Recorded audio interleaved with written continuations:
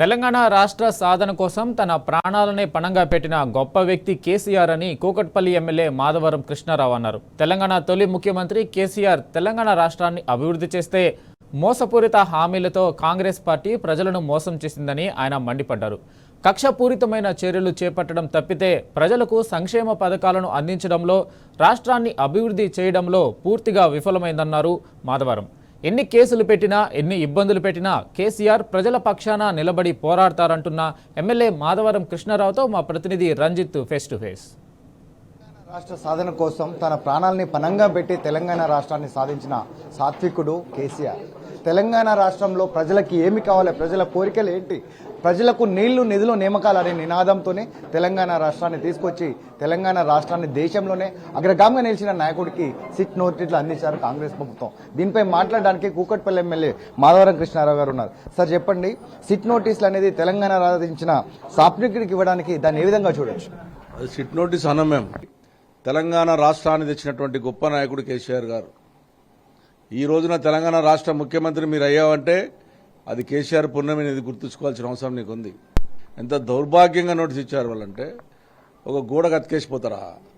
దొంగనా అంటే పక్కకున్నటువంటి ఒక police constable ఉన్నాడు, గన్మెన్ ఉన్నాడు, నువ్వు గన్మెన్కి ఇచ్చి ఫోటో దిగిపోయి ఉంటావి అంటే గోడ కతికేస్తే నువ్వు రా, లేకపోతే మేమేమంటా చేస్తాం. ఈ రకమైనటువంటి భయబాంధులు ఎవరు మాట్లాడితే వాళ్ళకి నోటీసులు ఇవ్వడం,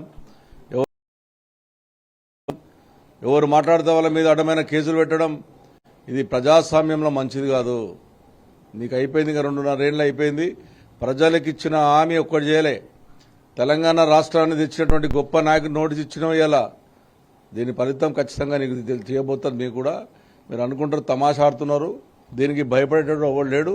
నువ్వు ఎన్ని కేసులు పెట్టినా భయపడేది లేదు, నువ్వు ఎంతమందిని లోపడించినా భయపడేది లేదు. ఉంటాం, నువ్వు ఎంత కొట్టినా తట్టినా చంపినా ప్రజలను కాపాడుకుంటాం. తెలంగాణ రాష్ట్రాన్ని తెచ్చినటువంటి గొప్ప నాయకుడు కేసీఆర్ ఎంబడి మేము అందరం ఉంటాం. ప్రజలు ఇదే తెలంగాణ ప్రజలు ఏకమై తెలంగాణ రాష్ట్రాన్ని తెచ్చుకున్నారో మీకు కూడా తరిమి కొట్టే రోజు ఈ కాంగ్రెస్ పార్టీకి వస్తుంది. దేశంలో ఖతమైపోయారు, ఇంకా రాష్ట్రాలు ఉన్నాయి 2.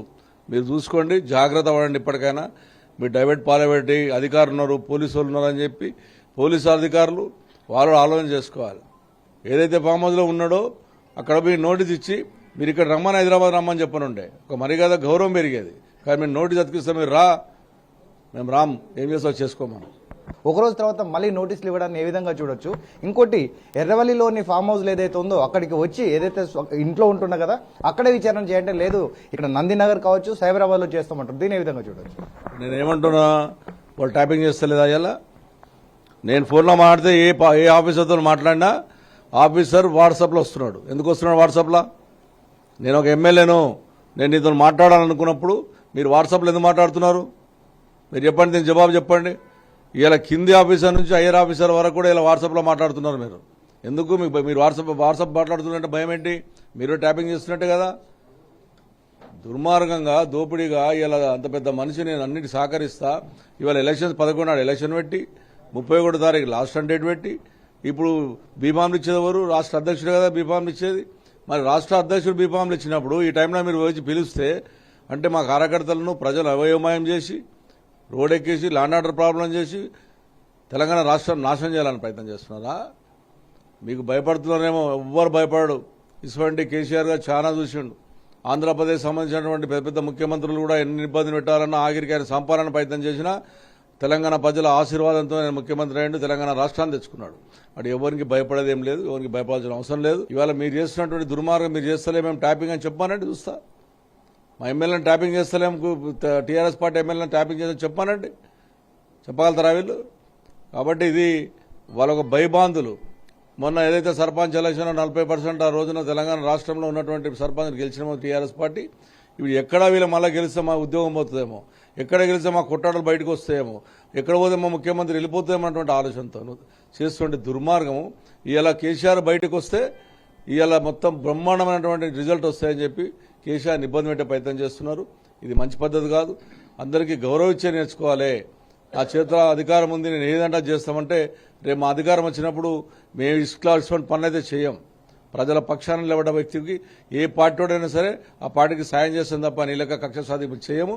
ఖచ్చితంగా ప్రజలు కూడా మేము విజ్ఞప్తి చేస్తాను. ఇది ఒక కుట్ర జరుగుతుంది మన తెలంగాణ రాష్ట్రం మీద. తెలంగాణ రాష్ట్రాన్ని నాశనం చేయ ప్రయత్నం చేస్తున్నారు. ప్రజలు గమనిస్తున్నారు. ఖచ్చితంగా తగిన బూడంపాటు అని చెప్తారు. కేసీఆర్కి ఏ రకమైనటువంటి విచారణ జరిపించుకునే సిద్ధం. విచారణకు భయపడేటోళ్ళు టీఆర్ఎస్ పట్టోళ్ళు గారు, టీఆర్ఎస్ ఎమ్మెల్యేలు గారు, టీఆర్ఎస్ కార్యకర్తలు గారు. మీలాగా దొంగలాగా మాట్లాడగానే నోటీసులు ఇచ్చుడు. ఎవరిని వదిలినాను?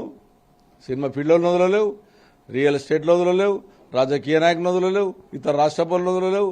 ఎవరిని వదిలేవు? భయభ్రాంతులు చేశావు. కాబట్టి నీకు తగిన గుణపాఠం చెప్తాను. ఇలా హైదరాబాద్ నగరాన్ని ఏ రకంగా దోసుకొని తింటారో కనబడుతూనే ఉంది.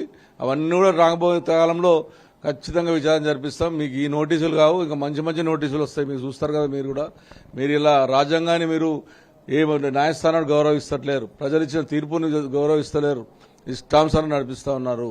అదే రేపు ప్రజలు మీకు గుణపాఠం చెప్పే రోజు వస్తుంది. తెలంగాణ ప్రజలు ఖచ్చితంగా ఇప్పటికే ఆలోచన చేస్తున్నారు. ఏదో జెడ్పీటీసులు, ఎంపీటీసులు, సర్పంచులు మేము గెలిచినామని మీకు గెలుపు కాదు, అది మీ గెలుపు అని మీరు అనుకుంటున్నారు. ఖచ్చితంగా మీకు తగిన రోజుల్లో మీ పార్టీకి డిపాజిట్ రావని చెప్పి తెలియజేస్తా ఉన్నా. అంటే దాదాపు తెలంగాణ రాష్ట్రాన్ని సాధించినటువంటి తొలి ముఖ్యమంత్రి కేసీఆర్ తెలంగాణ రాష్ట్రం కోసం పోరాటం చేయడంతో పాటుగా ప్రజలకు ఏం కావాలో అది చేశాడు. దాంతో పాటుగా రాబోయే మున్సిపల్ ఎలక్షన్లో ఇబ్బందులు కలగకుండా తర్వాత వచ్చేసి అటెండ్ అవుతుంటే కావాలని కూడా ఇది చేస్తున్నారు, కక్షపూరితంగా చేస్తున్నారు. చట్టాన్ని గౌరవించే వ్యక్తి కేసీఆర్ అయితే చట్టాన్ని చుట్టంలా వాడుకుంటుంది కాంగ్రెస్ ప్రభుత్వాలు కూడా కూకట్పల్లి ఎమ్మెల్యే మాధవరం కృష్ణారావు చెప్తున్నారు. కెమెరామెన్ మధుతో రంజిత్ టీ న్యూస్, హైదరాబాద్.